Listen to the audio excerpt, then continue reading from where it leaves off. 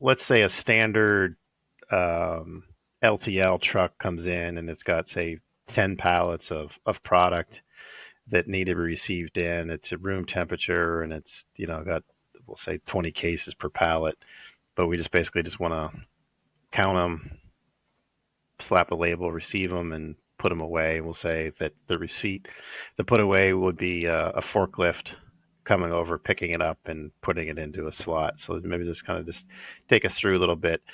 Um, how, first of all, right? So, like in your mind, how would a mobility solution work? What kind of devices? Just sort of just talk through the scenario from like when the truck arrives. Like what would sort of be a best in class sort of a process there? Yeah, sure, sure. So, first of all, I mean, certainly we're going to advocate that you're going to be receiving on the dock, right? So you'll need a wireless infrastructure, you'll need a mobile device, but we want the worker to be interacting with the receipt and with what they need to be doing, and then doing it in real time instead of relying on paper or clipboards or pre-printed labels that they're sorting through and then trying to match with what they found. In order to be as accurate as we can be and process things efficiently, we think it makes a huge difference to have that have that activity happening on the floor at the dock door. Um, I think on the device side, a couple of things. Obviously, it's application specific.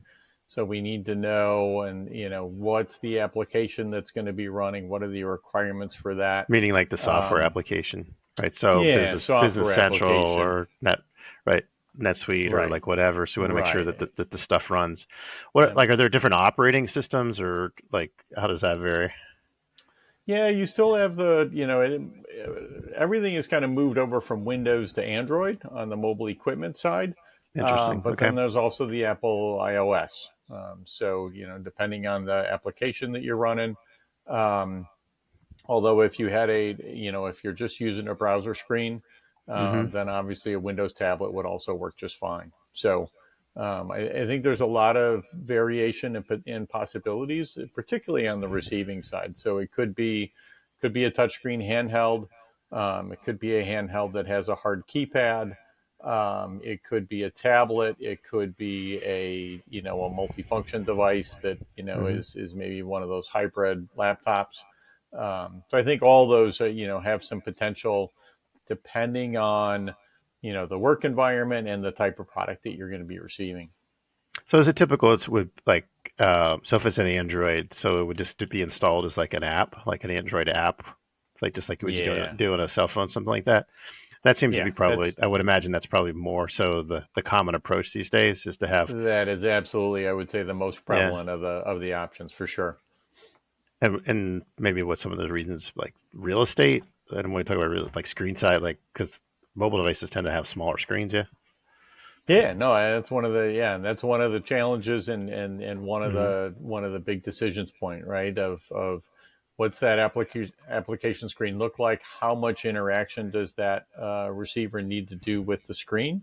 So if there's a lot of activity that they need to record at receive time, that may lean you more toward let's say an 8-inch tablet.